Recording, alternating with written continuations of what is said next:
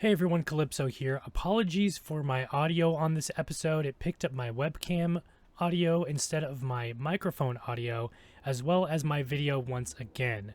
My internet here isn't the greatest. I'm trying to figure out a solution that doesn't revolve around buying expensive internet, going the cheapskate route.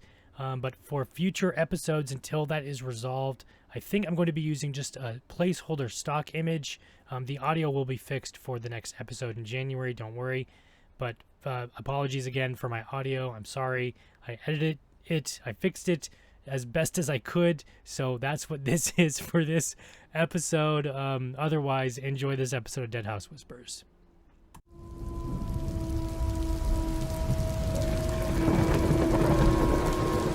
Welcome to Deadhaus Whispers. Greetings, everyone. I am Calypso, once again with an episode of Deadhaus Whispers, and as always, I'm joined by my other host, Faceless Mike. Hello, that was a speed run of an intro if I ever heard one. That was a speed run of an intro. This will be our last episode for the holidays, and we will resume in January. Yes, and we'll try to give plenty of notice. Definitely. So this episode, this week, this one, we're going over the recent The Hallowed episode of Deadhaus Sonata, the radio dramas. Been doing this for quite a while now, guys. So if you don't know, this is your spoiler warning for everything of that episode. This would be your time to go back and listen to everything Deadhaus Sonata radio play wise on Spotify, YouTube, Apple, Google Play, etc., etc., etc. And catch up on our episode Whispers on Spotify, RSS, yada yada yada yada yada. You know the deal. But yes, so while Mike fixes the back end stuff, I will kick us off with where we left off. And where we left off was a bit of a doozy. Alaric the Damned comes across a little child in a barrel, and he gets on his knees and he starts to pray, and then boom, next thing you know, in the beginning of the Hallowed, doesn't remember anything, and he's walking to Beller, I believe. Beller of the place he was born at, where he was raised as a little child himself. As von Beller means from Beller. Yes. Like Da Vinci means from Vinci.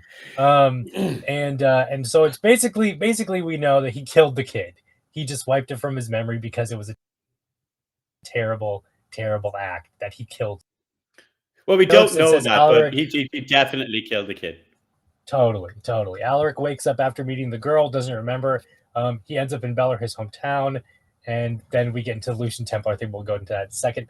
But yeah, so I'm pretty sure he kills the kid. Unfortunately, my dreams of him wanting to vampire slay, train the kid, and Lone Wolf and Cub, Mandalorian, Baby Yoda, the kid, doesn't happen yet. Maybe in a future episode.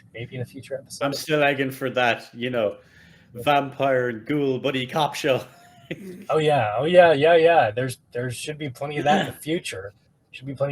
Especially with the hints dropped from the Lich in this episode.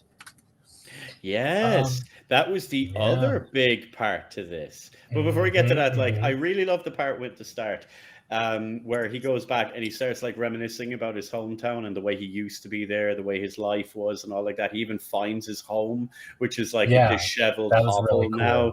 And he's reminiscing about how he used to catch fish and his father would let them cook there and he'd cook on the hearth and all like that. And we kind of get it's funny because when you're playing other games and they start talking about lore, that kind of stuff gets left behind and forgotten quite a bit. But here it's no, he's you're showing the human side to him, even though he's now one of the undead and he's a vampire. It's he's still trying really hard to hold on to that bit of humanity. It's this is my home. Yeah. This is all of this. And it's there's almost a weird, I don't know what it is about it, but there's a weird kind of biblical narrative to it with the visuals definitely. of him coming back to this old kind of thing of this is the path. And even it feels like something. It feels like this episode is Alaric literally, figuratively, and literally sort of walking down memory lane, human memory lane, sort of. And he's reminiscing, and he is figuratively and literally again a ghost of who he was, visiting these past memories. And it's not only that he has moved on and times have changed. You can see the village has been decimated. It's been destroyed. Just everything has been completely wrecked. And then we get onto your next bit.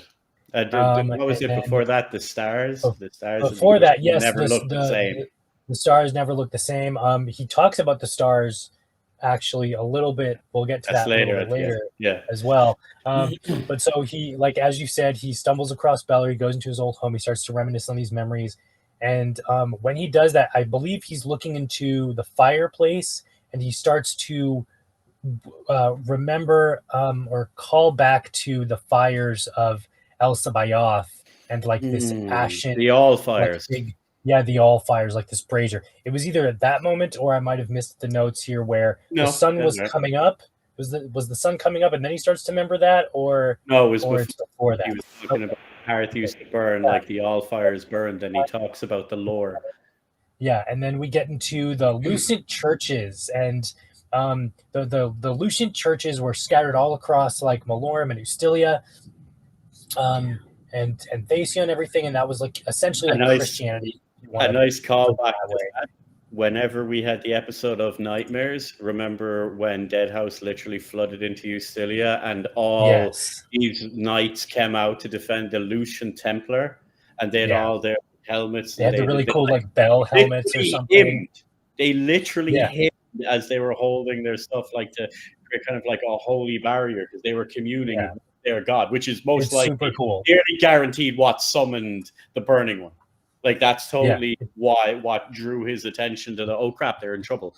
My people meet, It's very cool. It's very cool. And it actually it's something that I don't know why it didn't click with me earlier for whatever reason of Nightmares. But in this episode actually starts off with Alaric saying like it's been 11 months, 11 days, 11 seconds, years or whatever, and 200 since the fall of Ustilia and the rise of Deadhaus. It's been 220 years, 11 months, 11 days, 11 hours since the Burning One was struck down by the Blackened Blade. So if you go back and you listen to the earlier episode of Nightmares, that was the fall of Ustilia. Deadhaus literally rises, to quote the Fetid Prince, and then this is like literally Deadhaus day AD one comes in.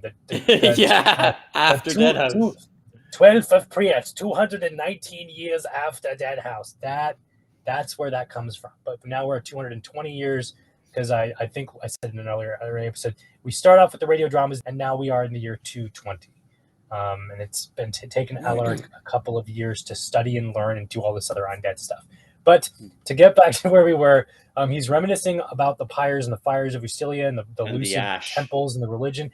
And then he talks about a giant brazier, like the artwork for it is really cool. It's very like Olympian. There's these two giant wings cradling the side of each side of the brazier. The common people call this the gold. At the heart of every Lucent temple, a brazier kindled flames of gold. The All-Fire, it was named. So commoners knew it as the Gold. It was said to be a fragment of El Sabayoth's will. Visions from the gold would guide the Lucent priests, and the dead were laid as kindling upon it. The color of the ashes left behind was a mark of El Sabayoth's judgment upon the lives of those who were burned. And what it is, it's sort of a judgment pyre for when you would die. Your ashes actually have meaning in this world. So there's three types of ashes within this whole religion of the El Sabayoth and sort of just the world of Malorum. You have three types of ashes. You have white, gray, and black. The white ash, they believe, came from those who were true. It was scattered as a blessing over crops, or mixed with the building materials for new temples. So that if you die and you have white ash and you're a holy person or a good person, then they use your body literally to build their holy temples. Gray ash, like most of us, is for the common man. Gray ash came from the common man, he who was true and false. It was used in the making of ink, that the voice of the people should echo with those that had come before them. It's where the common man is both true and false. You're a good person, but you make some mistakes, and a liar. Blah, blah, blah, blah. The dichotomy of man. Yes. And they use gray ash to make inking materials and like paint and stuff. So that's a really cool fact that like every time Alaric is writing down in his journal, he's using the quite literal ashes of a person mixed with like oil, I'm assuming. I loved how they mentioned it as well. It's so that the voice of the common man echoes through the ages. Yes. That's beautiful poetry to that. But black ash, that the Eustilians did not speak of. They struck the names of those that burned to black from their records and buried their ashes beneath Malorum, out of the sight of El Sabaoth. You died and you had black ash, or I'm assuming if you were undead maybe as well, I don't know, you would be struck from records. They would literally strike your entire being from being known and from being like the public records. And then they would bury your ashes beneath Malorum, and then you would essentially be out of the judgment of El Sabaoth or their like god. And you'd just be forgotten. It sounds like you'd just be forgotten from like them and the history and the world. And I propose a theory here. Go on. I propose that a very quick theory is that if you were died, you had black ash, and you got buried beneath Malorum, that somehow transcribed to you rising from the dead eventually as like your soul as a person or your ashes or whatever helps contribute to the rising dead, like a ghoul or a revenant or something. Like revenants die and then they get buried or whatever, but revenants are so angry they just come back from death. Maybe if you are buried in a plot that was buried beneath Malorum that had black ash in it, that contributes to helping out the rising of a revenant or something. I don't know, just spitballing here. My other theory is that the black ash contributes to somehow the awakened, because I've noticed this in re-listenings, is that the awakened like taking shelter, or like sort of kind of like vampires or undead. They try to find a shelter or something, and it's always beneath something. We'll get to the horses in a second. Are they trying to escape the light's judgment? Yeah, that could be. Because that's something we get later on with El Sabaoth and all of that. But that's a really interesting theory. There might be something to that. He also mentions that, like, if they stayed true to the religion, would they have been spared this? Might this not have happened? And also, would the All-Fire have detected the awakened? Yeah, because like when they burned them, maybe he's hypothesizing, would the ash have been red by any chance? Like they're showing like there is something wrong. This is impure. It's really interesting. Like the lore to get biting into that is really awesome. I really love. Yeah, and it also brings this whole waxing on about the religion of Malorum and Eustilia and the El Sabaoth and stuff. It brings a great meaning to the episode name, the Hallowed, as in like holy, perhaps. Mm-hmm. Along with what we'll get to later. And then what we'll get to in a little bit. Tributes to Talking to the Ashes. He talks about the Deadhaus. After the fall of the Burning One, there's the fall of Eustilia. The temples are consumed by the dead. They're corrupted by necromancy. The South eventually rejects all of Eustilia, burning down the temples, and then worship of El Sabaoth is outlawed in the South because they reject their religions. And then thus just sort of that kind of whole religious Christianity kind of thing just gets completely like forgotten. It goes in that they kind of they went their own direction. That Thasia decided they weren't going to side with Eustilia and wanted their own independence, so they separated literally state and church and the whole lot, and decided not to go that way. Very cool. And then once Alaric and talking about it internally in his brain, we learn that Alaric realizes the sun is coming up, automatically bury himself under the ground. Alaric buries himself underground in my notes here, due to the blood sort of calling him and making him do it. And we learned that when dig. And while he's now safely consumed underground, he wants to breathe, but the blood is sort of telling him, you don't have to breathe, you're undead. You do not need to breathe. You are dead already, I thought to myself, but the fear only grew, as if pressing me deeper into Malorum. And we also learn a Your very lungs don't cool work, fact. stupid. Yeah, we learn a very cool fact that the blood is constantly pushing away from the direction of the sun. Ever vigilant from within. As the hours passed, I found that the greater whole of my blood was slowly shifting. At first, it pressed down, but also to the west. But gradually, this western pressing abated, and the blood pulled only downward. Then again, in time, it began to pull down and to the east. I realized this movement of the blood was a counterbalance of the sun's position above, straining away so that I knew always and without sight from where the daylight came. Until at last it strained no longer, and the sounds of night came. That I think warn was really cool. you. I love that there's a science aspect to how vampires work in this universe, and I think constantly pushing away from the sun, so you know what is a little tell. And Alaric even says himself that like it's a tell of I constantly know where the sun is coming from when it's up, or even when it's up. When it starts to go down, the blood stops to push, and it kind of goes back to a normal feeling of controlling your body or whatever it is. It's very neat. It's cool that there's an innate thing, so the vampires know when there is light and all. Yeah, very cool. So kind of like a literal internal time clock. That and him not getting eaten by things. Also, yes. Things freaking out when it gets too close to him, except for one cat, which was a jerk because it's a cat. Yeah. That's what cats are. Cats are just like, yeah, F you.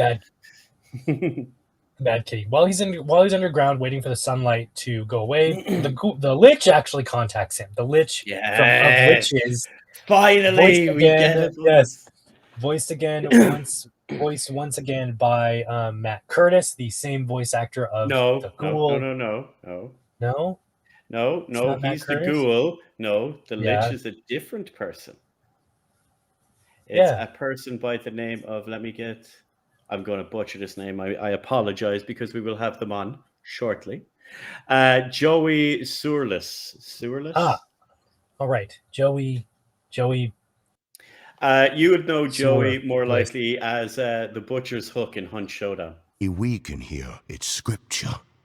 The stone spoke to me, and I pulled from its mouth a steaming cleaver. Dear cleaver. The stone told me a place where this prize would become blessed. Oh, all right. I know who that is. That's cool. That's cool. You heard it here first, folks. There you go. Sweet. All right, we're getting freaking the Butcher. Shout out to George for making sure I have all that info correct. Thank you, George. Thank you. I know you'll be watching this after the fact, George, so thank you. Don't want to mess that up. So he gets contacted by the Lich, and then the Lich is like, hey, what's up, buddy? How's it going? Last time we talked to the Sunken Woods, and Alaric discovers that the Lich has sort of been watching him this entire time. We've gathered that a little bit from others, because you can see through the Lich's eyes. You have haunted me in your dreams. Yeah. And we learned that the Lich bound Alaric and his eyes with like a sort of binding spell. Effort to kill you in the Sunken Woods, if that is what I wanted.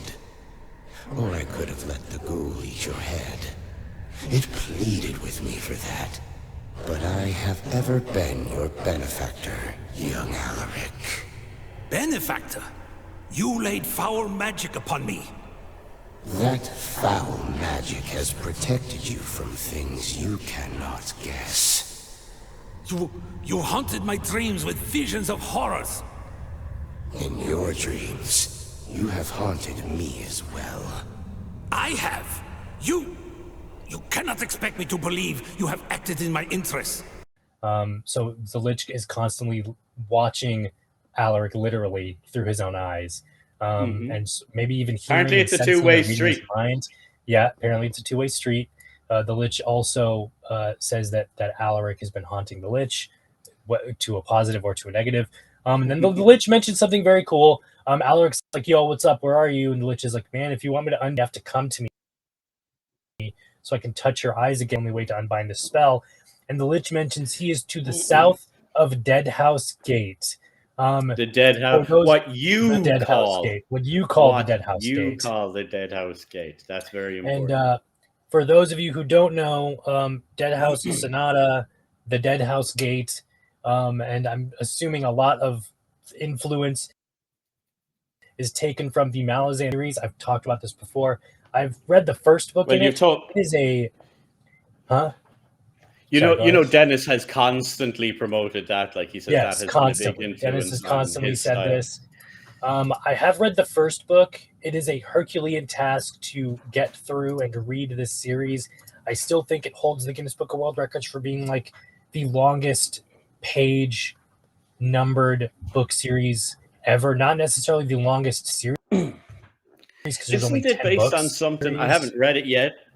I haven't read them yet. It's still on the list because that's something I'm going to have to sit down and commit to because it's quite the chunk to get through because it's tough. But I believe, isn't it meant to be like the author is some dude, and I can't remember his name offhand. It's Erickson or something. Steve Erickson. Yeah, it was like him writing down the stories of him and his buddies, like D&D campaigns from like all over the years. Yeah, like, it is. It's like 30 years of D&D campaigns from like the 70s or something. Yeah. Steve. Crap, I can't remember the other author's name, but there's two of them. They both like jointly contribute to this really long universe. The core book series is Book of the Fallen. There's only 10 of them. Then there's a bunch of spin-off series or prequels or side stories, and that goes on forever too, right? But it started out as Steve and this other guy who's the other I can't remember right now. It was their own sort of homebrew D&D kind of world that they sort of fashioned, and then they said, fuck it, let's write a whole book series about this. So they just turned it into a book series. It's awesome. Very, very cool, very long. I've read the first book. It's good, but I'm definitely going to have to read it again because there's just so much going on. But anyways, bypassing that, that's where the whole Deadhaus name and Deadhaus Gate and stuff comes from, is that book series. And we learned that the Lich and the Ghoul had a sort of pact for the Lich wanted the Ghoul to watch over Alaric. Which is why the Ghoul never killed Alaric when he had plenty of opportunity. Because it would be against the rules. Yeah. We didn't know what the rules were at the time, but now we know who the rule maker is. And it's funny because Alaric mentions different things. He's like, I have always been your benefactor. I have protected you from things you can't imagine. Which is like, oh, hello. What else has been going on that we don't know about? Because there's clearly background things. Because like Alaric has fumbled his ass into most of this stuff by himself, and we can see, but sure, through blind luck, which wasn't blind luck. It was clearly the Lich's external influence, making sure that nothing too bad came to him. Probably how a lot of the things happened and came about the way they did. But what else is there? Because he's clearly hinting that there's more. Yeah, it makes you wonder that since meets him in the Sunken Woods, it's the Sunken Woods, right? I think so. Yeah, where he meets him in the Sunken Woods. Is everything after that point influenced by the Lich? Is subconsciously, is Alaric doing the things he is doing, is prodding him in his brain? Even though it's never said in the radio dramas, except for a couple times that he's seeing through the Lich.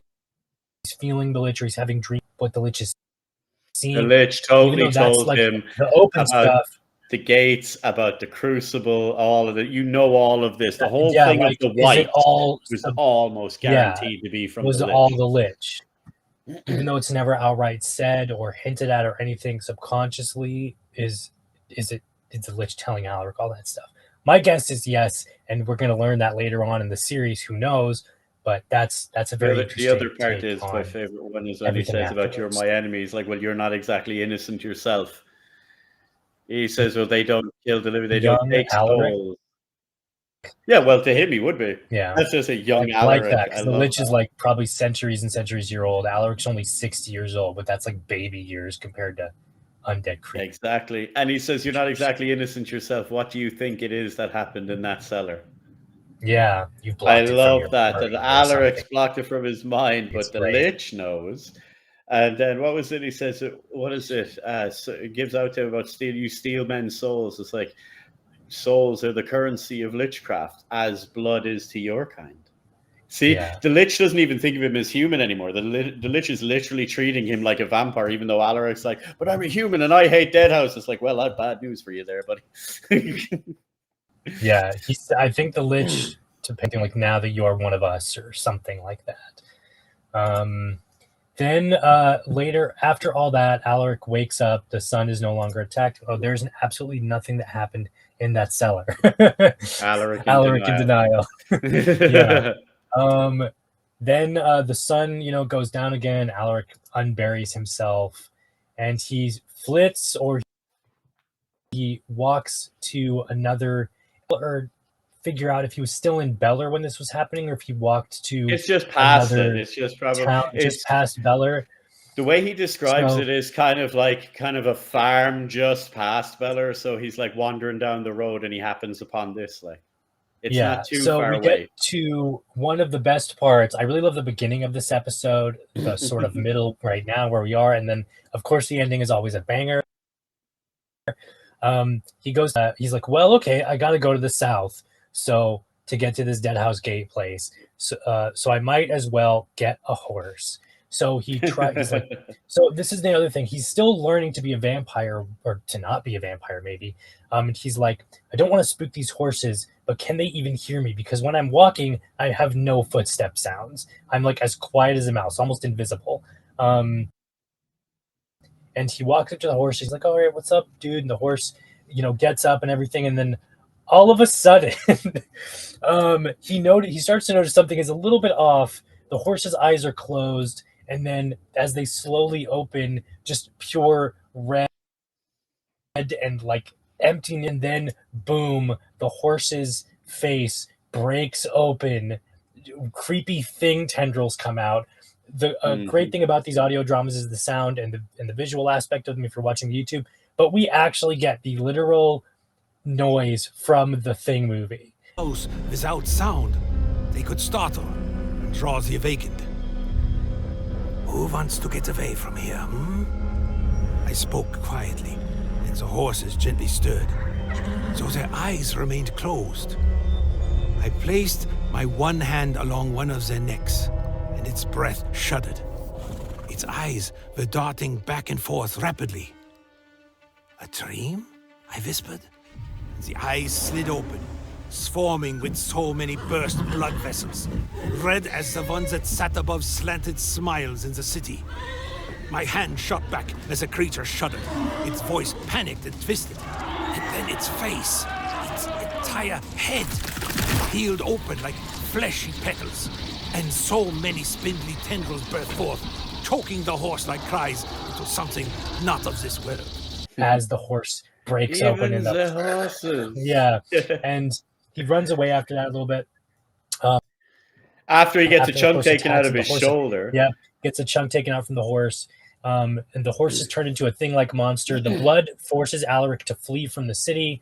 One of the horses hurts Alaric. The blood and he witnesses literally... Calypso, the blood literally noped out of there. Yeah, yeah. Like, just, like without control at all, Alaric just whoosh, right? And he ends up in a forest, a dark, like relaxing sort of forest, I suppose. And we get one of the best memeable lines now is even the horses. Even the horses! I shouted into the dark. And it's great. It's so good. That's going to be the meme along with the whole yes bit. You're gonna this is going to be one you'll hear a bit. Alaric was not the usual target, but those horses made you. Yeah. Although they're not even tentacles. Like, he keeps describing them differently in each time because they're like the way they go. They are essentially like tendrils, but they are manifest from whatever they have been pulled from. So if they're humans, they end up being like veins. And then with the horse, the way you can see it, it's like it was the horse's spine pulled out and rearranged, because you see like gnarly. They all get body horror-ed, remade and reworked or whatever. It's so, and I think really like the artwork that's going into these videos if you watch them on YouTube, because there's little details in there, like when the horse was just in the stables lying down, it had like just regular eyes. When it stood up, you could see some of the blood was dripping down his face, which is okay, whatever.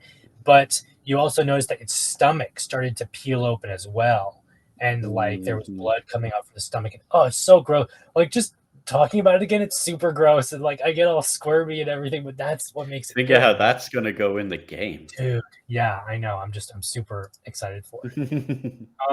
So the blood nopes out, and Alaric runs away, and he witnesses the wound from the horse healing. Like we actually witness the wound healing. You know, there's no pain or anything, but he sort of experiments, and then Alaric notices that he doesn't feel as strong as before. He notices the blood doesn't feel as pose is the word. It's depleting itself. That's how he describes itself. it, like it did in his flask. The way it's getting less and less, it's kind of dissolving. Tem asks, not the horsies. Does that mean even the good boys are in trouble? I don't know. That's an interesting one. Can you pet? There's going to be a can you pet the dog and the cat, but they're going Are you sure you're going to pet the doggo? Yeah. That's the real question. Yeah. So he's in the he notices that from the experiments 2 years ago that the blood slowly depletes. So he logically figures out that the blood is slowly depleting inside of his body. And then coincidentally, a doe walks upon Alaric, and Alaric kills the doe. And then we get another great section here of we learn what it's like, or what it feels like to drink blood as a vampire. Yeah. What Alaric experiences to drink blood as a vampire. We also get the classic Blood Omen blood drinking sound effect while he's drinking from this. You know something? I wanted to check and confirm with this. I do not have it confirmed. I've been told it's not likely, but it can't be 100%. I wanted to check, was that the same blood sound effect as from Blood Omen?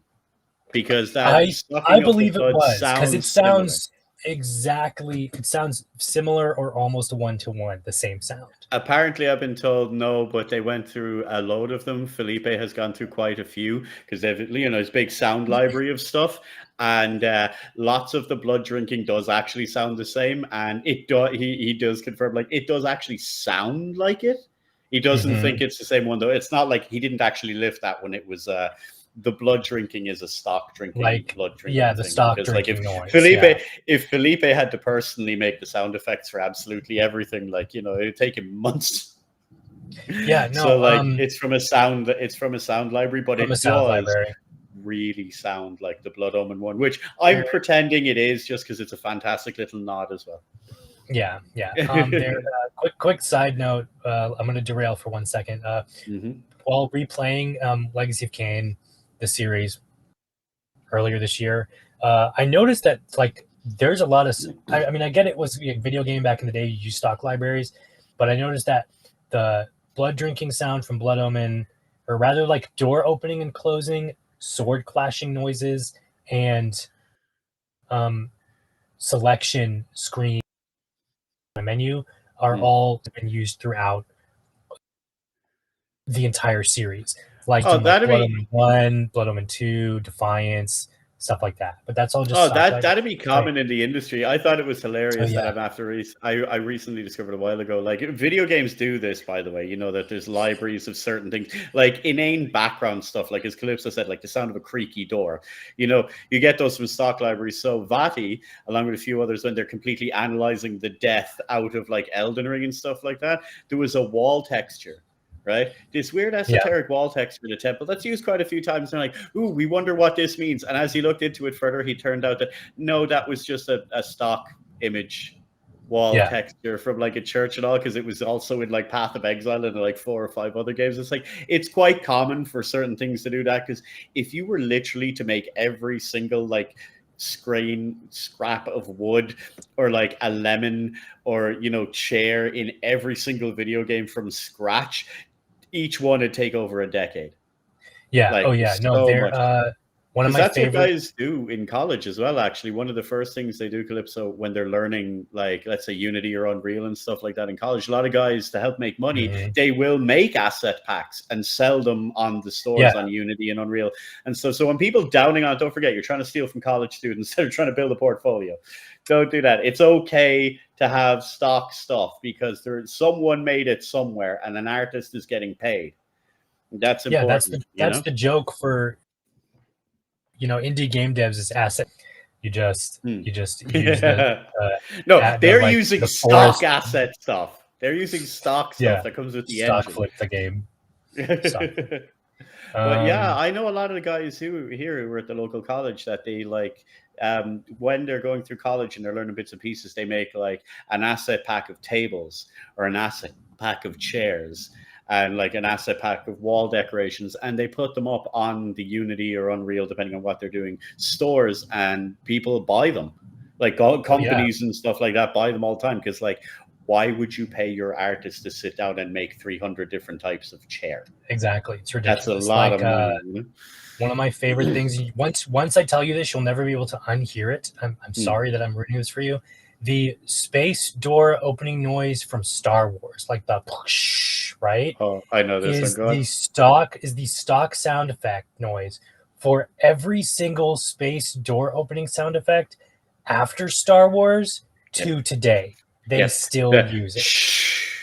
Yep, they still use it. The other one of my other favorites is the creaky door, like for a door, is the stock creaky door sound effect for like every video game ever. And probably most horror movies. Blood Omen, horror movies. It's used in Thief. I've been replaying Thief expansion pack for the 25th anniversary. The creaky door noise, same door noise for everything. You can pet the doggo, but do you want to? Yeah, Tem also puts here a really good thing is we also learned that vampires. Also pet the doggo. This is a hill I'm willing to die on, and then literally die on. We also learned that vampires can feed on any blood, not just human blood. Yes, because Alaric feeds on the dough, and I love the descriptions of when he's feeding on the dough. He's like, it feels like the most relaxing thing I've ever felt. It feels like the more you're going outside and like you just feel tranquility. Sort of flame in liquid form. Yeah, I love that. That was amazing. Yeah, and then after that, he sort of like he's kind of stoned. I guess he's kind of high after that, and then it just sort of recedes. He becomes one with the forest. Yeah, he actually becomes one with the forest after doing that because his blood has been calmed, and it's probably absorbing the memories and stuff of the dough. Of the dough. It's becoming that is like this forest is my home. So it was the doe's home, but it is technically also Alaric's home because that's where he grew up. So it's like it's this weird part into that, which I found really fascinating. Great description. And then he walks through the forest a little bit more, and then he comes upon. And eventually, he gets to Fort Zystra again. But before that, he looks up at the sky. And he notices all the stars. He notices them, and it's kind of like an omen. So we go through the list here. We have Laterum, and it's a star. He describes it as like a star with many sides. So it might have like ovals or rings or whatever. We have Haruspex. Haruspex apparently has horns or what coming from that star. We have Coliburn, it's an orb of ink, he describes it as, I believe.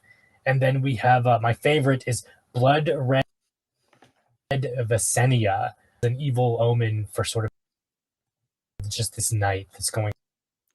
It's shining. It's kind of just projecting. Hold on, let's see if I can get this up here. And the stars lit my path as numberless lanterns wheeling overhead.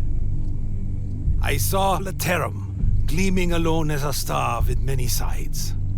I saw the horns of Haruspex clearer than ever I had in life, so that they seemed unlike horns at all, but almost like a ring or band. There was Colubur, an orb of ink athwart the skies, through which no star could shine. And blood-red shone Visania, brightest of all this night, an omen of terrible dreams. Its crimson light gazed upon me as I stood outside the battlements of Fort Zystra. What was the first one? The first one was Laterum. It says a star with many sides. So that would be up here in the corner. Up there, yeah. Then we have. And then the next. Then we have Haruspex, has horns. Apparently, it says it has horns. That would. It says, yeah, but clear that it has horns, but they are so clear now that you can see that it is a ring. So that would be here. Caliburn or Caliburn, and it looks like ink, he says, and that would be, I want to say the one up here. There, that one, yeah, that one. It's very cool. Kind of weird, like a void. Yeah, like a black hole maybe. And then we have blood red Visenia or Visania, whatever. And that's the red one right there. There, look, so they seem like unlike horns at all, but almost like a ring or a band. Then there was Caliber, the orb of ink athwart in the sky through which no star could shine, and the blood red shone Visenia, yeah. Brightest of all this night, an omen of terrible dreams. Yeah, I really loved that the description of the stars. I think it's great. Perfect writing. Almost like they have meaning. Yeah. The stars align, or whatever the poem is for 7 right, or whatever, the classic Lovecraft stuff. And then he heads back to Fort Zystra, and we notice that the whites are still patrolling. And another great description is the whites will patrol until their legs. They could patrol until their legs fall off, and then they would crawl. And when they crawl until they are just dust, they will walk to pieces. Walk to pieces, yeah. And he's unsure if he can get into Fort Zystra. Will the whites kill him or not? Will they notice if he is undead or not? So he just kind of takes a risk. And he's like, "What's up? It's me. It's Alaric. Yo, it's your boy Alaric. Open the gates." Exactly. Open the gates. And it works. They don't attack him or anything. Well, they don't know he's dead. And then, yeah, that's true. They don't know he's dead. And then now it gets really weird. Weird. And I have a love-hate with this next section because it just reminds me of Game of Thrones, and it just upsets me. Go on. So when he enters the fort, he notices that bodies of humans and awakened are scattered across everywhere. They've been dead for a while. Alaric is shocked. The awakened infiltrated the fort. He surmises that perhaps they all transformed at the exact same time. When they transformed in the fort, they transformed when they awoken, so to speak. When they awakened, or when they literally awakened, it happened like it was a mass awakening, right? Yeah. And he's shocked and he's scared. He knows they've been dead for a while. But they made a spiral. They all they're in this weird spiral formation. Well, and the artwork for this. Did they make it? They were the bodies of the awoken and of the normal humans. It was just like random. Some were transformed, some were not. Were made in a weird spirally shape. Yeah. So did the whites make the shape? Yeah. Did they, or did they just not pay attention to whatever the hell was going on? Yeah. That's the question. And, hold on. I think I have this here. Yeah. It has weird spirally shape. Okay. Although you probably can't see it with the... hold on. Let's see if I can get rid of the subtitles there. And I put this up. Weird spirally shape. Weird spirally shape. See, that reminds me of the health bar from Soul Reaver. I don't know if that's intentional or not. But it also reminds me of Game of Thrones because in the series, I don't recall if it happens in the books. I don't think it does. I don't remember. I haven't read the books in a couple of years. But in the series, all the dead bodies make a weird spiral shape, and it leads to nothing throughout the... It doesn't go anywhere within that series. I know Dennis is... Hey, this went somewhere almost instantly. Yeah, exactly. So that's something that's at least important. But it reminds me of the health bar from Soul Reaver. Just me thinking about that. I know I'm totally reaching for that, but hey, it's a thing. So, and then form...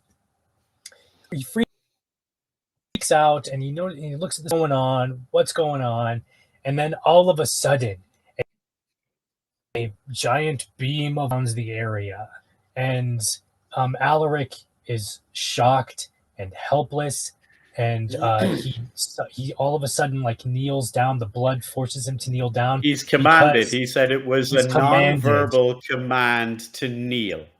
Yes. And here I have this little thing from my notes is the form that appeared before him was not bound by logic.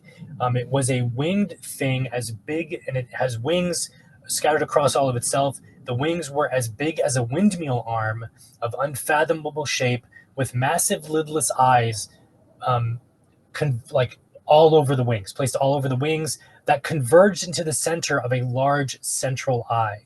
It stared at Alaric. It was a wordless command to kneel, and it's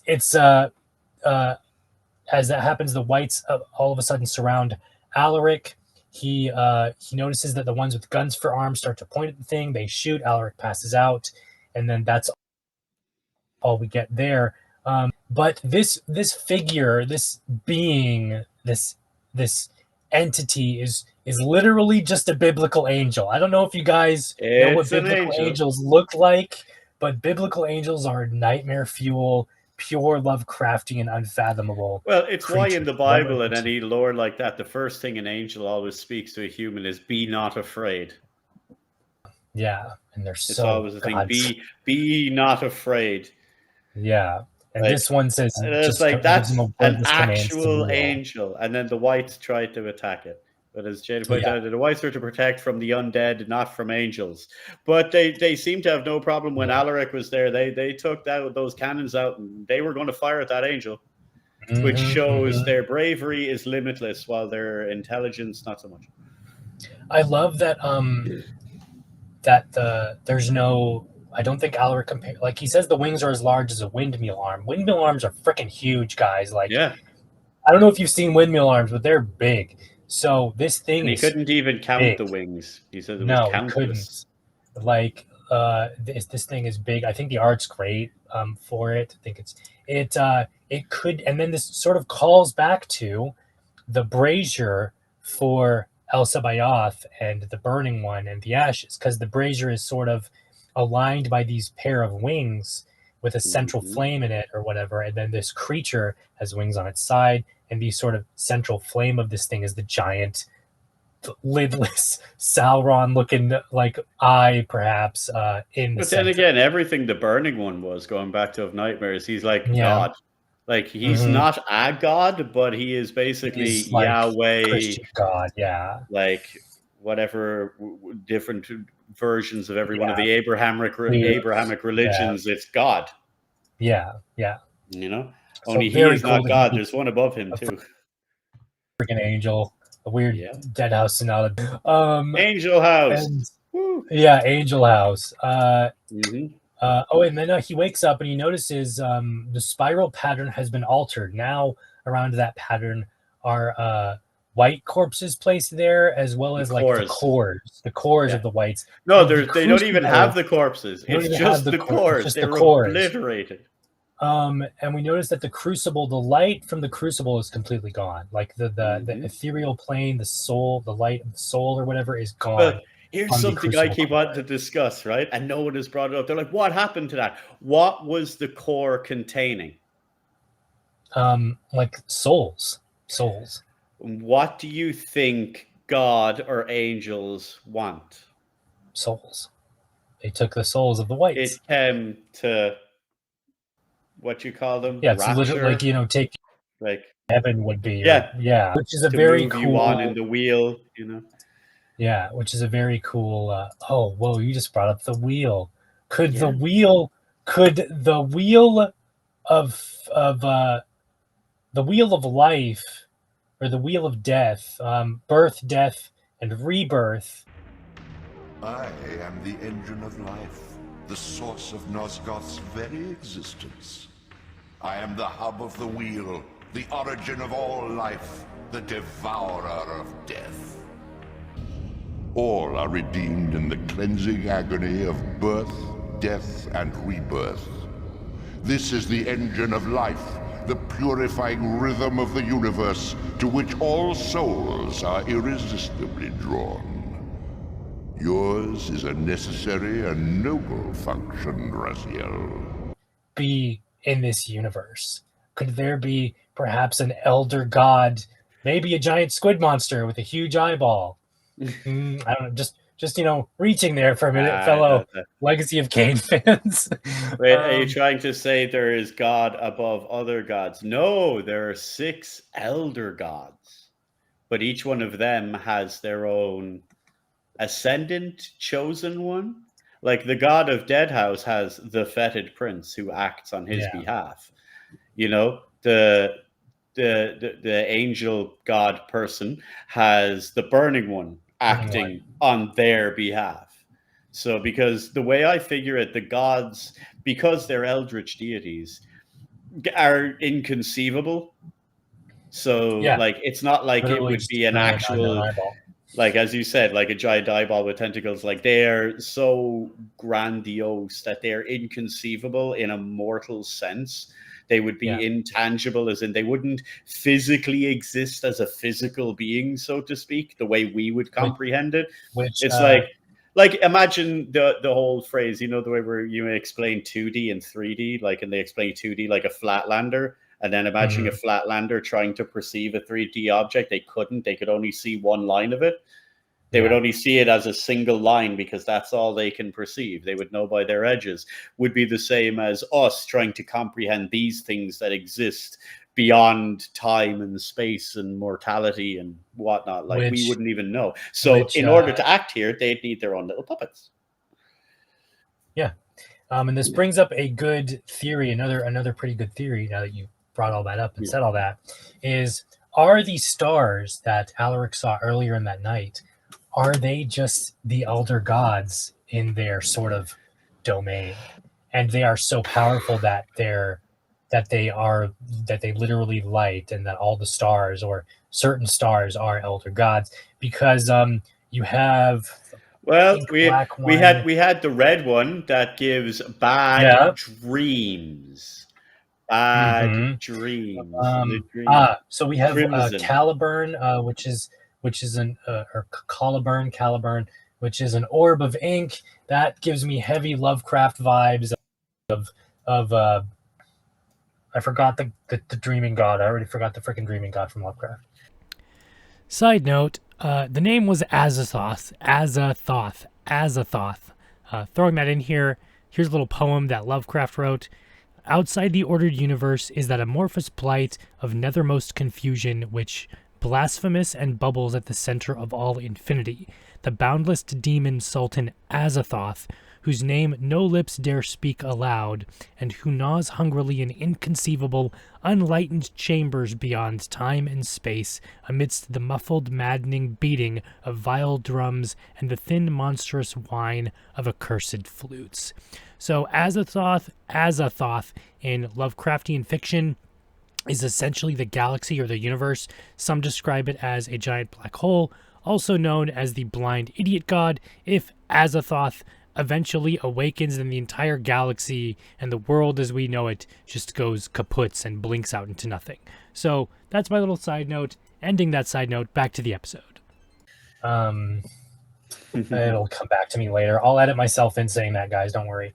But yeah, then Alaric wakes up a little bit after, like an hour. He notices that it hasn't been a day, just like an hour perhaps.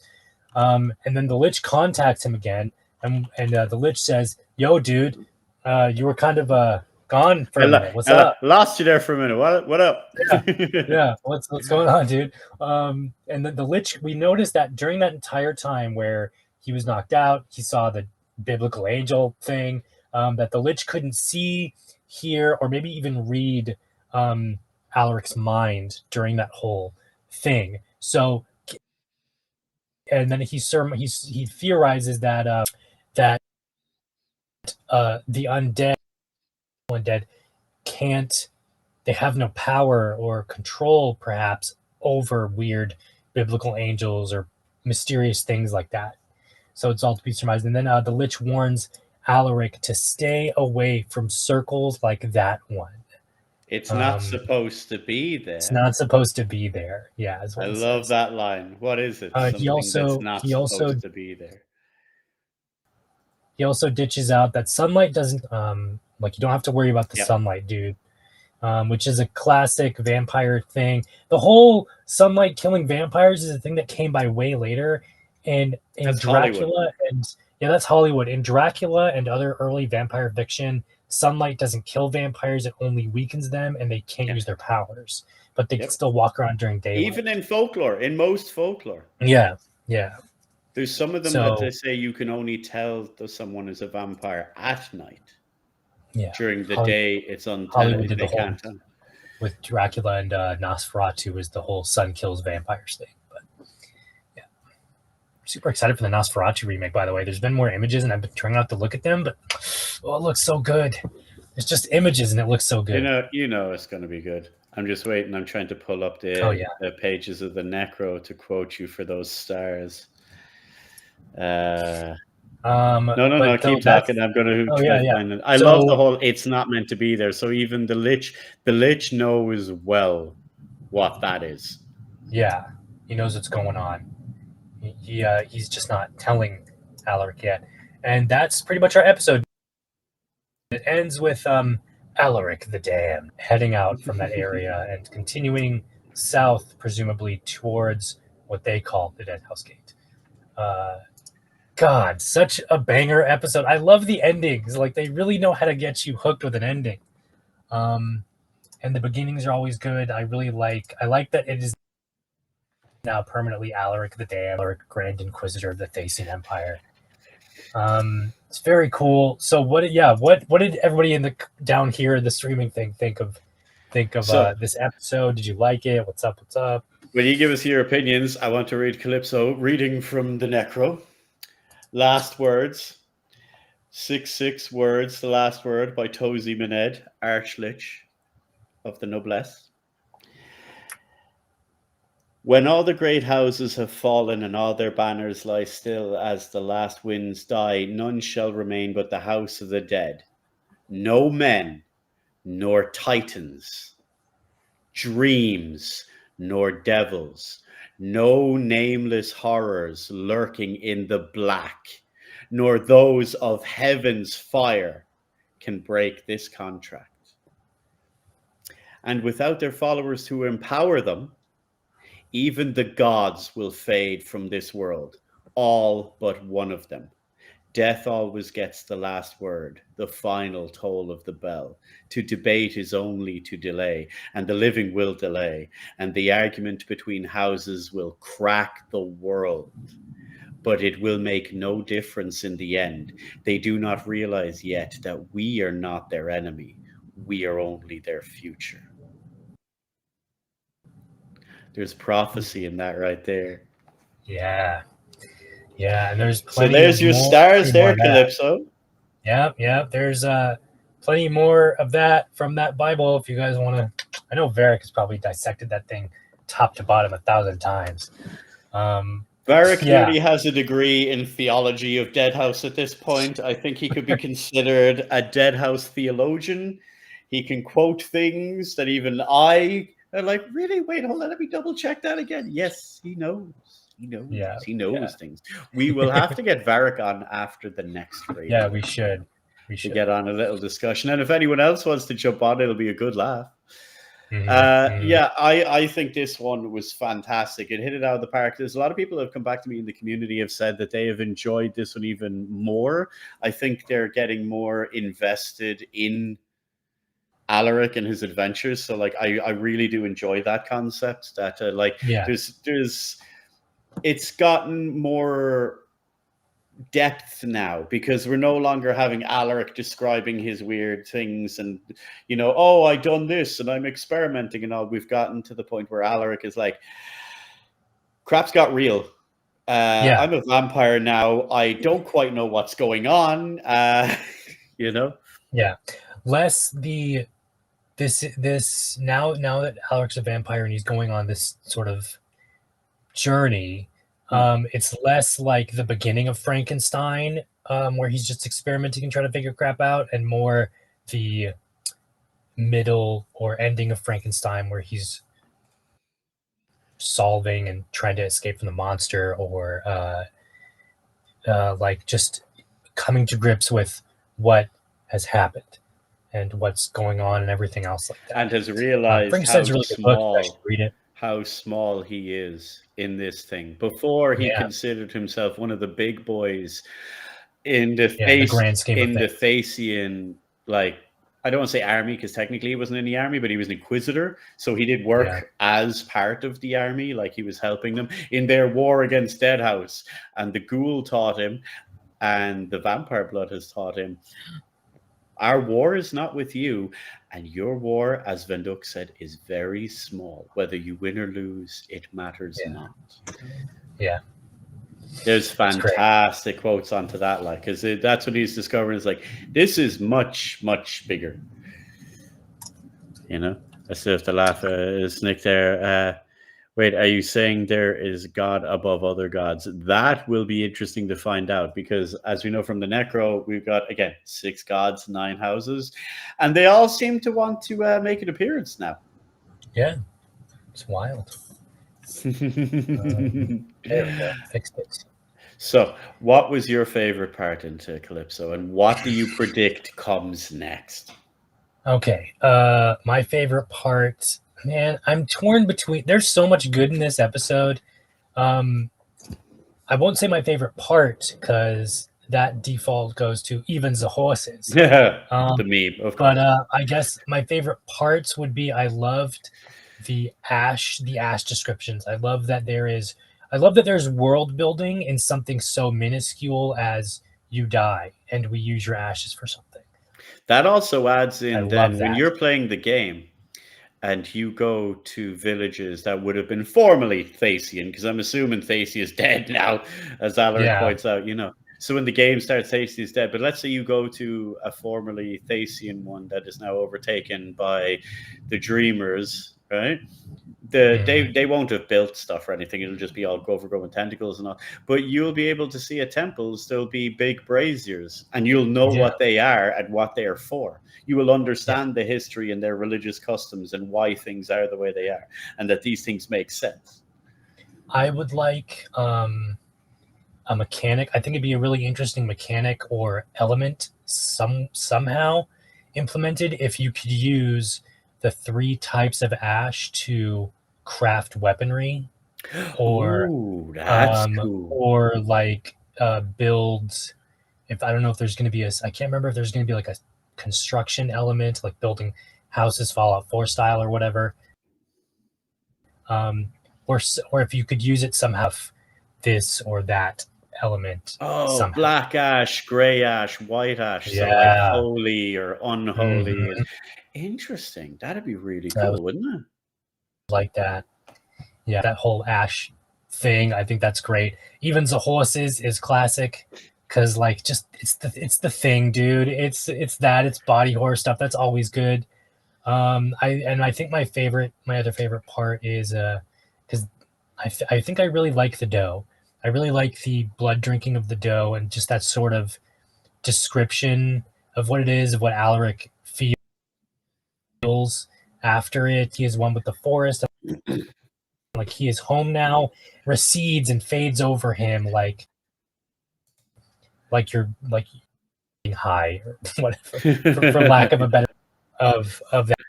I forgot. That's probably my favorite part. I forgot to bring up at that time, but I remember Jaina's comment when we were all watching this live on YouTube was, if Alaric's drinking from the dough, is that like kind of the vampire's equivalent of a vegetarian? That's good. Yeah, that's another trope in vampirism or recent vampire fiction is I don't drink from humans, I only drink from animals. You know. Thanks, Interview with the Vampire, for the whole rats thing, I guess. And you could live off rats. Well, I wouldn't call it living. yeah, it's great, dude. It's so good. I think that's my favorite part, is the dough. Definitely. Yeah. What comes next? That's it. Next. Well, he's on his way has a goal to get to the south and Deadhaus Gate, or what they call Deadhaus Gate. I think that is going to be next, or well, not immediately. I definitely think it's going to take him a while to get there. Perhaps he is a vampire now. He could just zoom there, presumably very quickly, maybe. But I think this is going to be sort of his odyssey to get unbound from the Lich, or is the Lich tricking him? You never know. So I think. Do you think they would? Do you think they're tricking him? See, I don't think so, because Alaric is now an undead. So what would be the point of tricking Alaric? There's no real reason to, unless the Lich has like some sort of ulterior motive, which I can't imagine he would. I don't think it's ulterior. Both undead. I think their goal is very clear. It's like, we need to stop the Awaken. Like, there's no ulterior, like, oh, I'm secretly... No, we need to do this. Yeah. This. I think the ghoul's going to come back soon. Ooh. Because the Lich had like a pact with the ghoul, or an agreement or whatever, bonding perhaps as well with the ghoul. So I think the ghoul is going to come back and sort of be the guide to Alaric. And we're going to get buddy cop stuff. I want my ghoul vampire buddy cop. You know, I totally think that's you know what? I think that's going to be next. I definitely think, if not immediately in the next episode, maybe in the ending of the next episode, the ghoul pops up and is like, "What's up, dude? What's up? I'm here to help." I think it would be absolutely hilarious. I'd love to see what way that this progresses later on as we go down, because now it means more. It means more because Alaric has an in-depth look at Deadhaus. Like, he's been studying Deadhaus this entire time. His whole goal was, we need to destroy Deadhaus, and he's been looking at, and now he's on the other side of the fence. So he gets to see it. Like, even though he doesn't agree with Deadhaus, he is one of the dead, whether he likes it or not. And this is something that'll like shape him and change how he goes, you know? Yeah. I also, I pictured, I don't know if anybody else did, maybe, but when I pictured the Lich and the ghouls, the Lich and the Lich and Alaric's conversation, kind of like a sitcom style, like when Alaric is underground and he's talking to the Lich, and the Lich is above him, you know, maybe sitting on the ground spiritually or mentally or whatever, and he's just looking down at him, like maybe cross-legged Indian style, and was just like, "What's up?" You know. And then towards the ending, when they're talking and they're like mentally linked, there's that really great image of they're literally standing side by side. And maybe in my mind or whatever, I pictured Alaric quite literally talking to the Lich, but just like a projection of the Lich, you know, as like literally side by side. So that's, I don't know. I think, but I think the Lich is going to show up again, you know, guide him, be like, go this way, go that way. Or the ghoul could show up and be his guide. You never know. Do you think they're going to get a vampire to teach him how to be a vampire? Or are they going to let him figure it out for himself? I think they're going to let him figure it out for himself, because there would be no fun in having a vampire, you know. Maybe the Lich is going to give him some pointers and be like, you know, you can grow your hand back, right? And like, oh, I'm waiting for that. I'm waiting for that. Yeah, I'm totally waiting for that too. I'm also wanting to know what the hell the story is with that Will-o-wisp. Will-o-the-wisp. Yeah, what did the Lich want those for? Souls. Well, yeah. Don't know. So it'll be interesting. I think we're going to learn a lot more. I think so. We know from Dennis earlier, a couple of years ago, and like the general mechanics gameplay wise, is that Liches use human batteries to get their power, and charge themselves up. Souls are the currency. Souls are the currency. Yeah. He blatantly says it. Perhaps that, maybe, you know what? I take back what I said. We're either going to get the ghoul guiding Alaric, or the Lich is a will-o-wisp to guide Alaric, and it'll be like his little Navi fairy from Ocarina of Time. Do you notice we've got a weird kind of like Alice in Wonderland, like White Rabbit situation going on? You know, Alaric's late, Yeah. he's late for a very important day. You know, and it's like, get your butt south, past the Deadhaus gates. I'm waiting. Hurry up. I can picture the Lich just like looking at like a watch and just, come on, where are you? Hurry up. Hurry up. You're taking too long. Now, there's the real question. For something that literally has the patience of eternity, why does he need to hurry up? What is taking? Yeah, why that's is weird, like, you're right? taking too long? So there's clearly an agenda, and there's clearly something happening, and they need to do things. Clearly, no idea what that are is. those things? Yeah, but what those things are, we do not know until next time. Yeah, That's going to be awesome. And I think that about wraps us up for this year, my friends. Yeah, that does. So on that note, everybody, I've been Calypso, Faceless Mike. You can check out everything Deadhaus Sonata related at deadhaussonata.com. On the social medias, the Discords, the Twitters, the Facebooks, it's always Deadhaus Game. At Deadhaus Game for on the Twitter, Twitters. at Deadhaus Game for the Twitters. There's a Reddit. There's a Deadhaus Sonata Reddit now. Go blog on there. Yes. The YouTube Deadhaus Sonata. If you just type in Deadhaus Sonata, you'll find it. Yes. And you can follow me, Calypso, and Faceless Mike. Oh yeah, on Twitch at Deadhaus Whispers at twitch.tv/Deadhaus Whispers. We have a YouTube now at Deadhaus Whispers. We have a Twitter and an Instagram now at Deadhaus Whispers. And you can follow Faceless Mike at the Faceless Mike on everything. I'm sorry, I'm going through this. Don't worry, I'll So take quickly. my time going through. The Faceless Mike on Instagram. Yes. And you can follow me, Calypso, on Twitter at Calypso694. That's my personal one. Or more importantly, at Necrolibriatus. That's my Deadhaus Sonata one on Twitter and Instagram. And yeah, I think that's it, guys. Really anxious to do all that stuff for us. And we will catch everybody in the next episode. See ya. Our bell tolls for all. Fight the living. See you guys. Thank you. Much appreciation from us, yes, for listening to Deadhaus Whispers. Ah, yes, thank you for listening to Deadhaus Whispers with Faceless Mike and Calypso. They're lovely people. Don't forget to like and subscribe, or I'll find you. From the creator of Legacy of Kain and Eternal Darkness, Deadhaus Sonata is a narrative-driven action RPG in which you take the role of the undead and fight against the living. Visit us at www.deadhaussonata.com for updates on development. That's Dead, H-A-U-S, Sonata.com.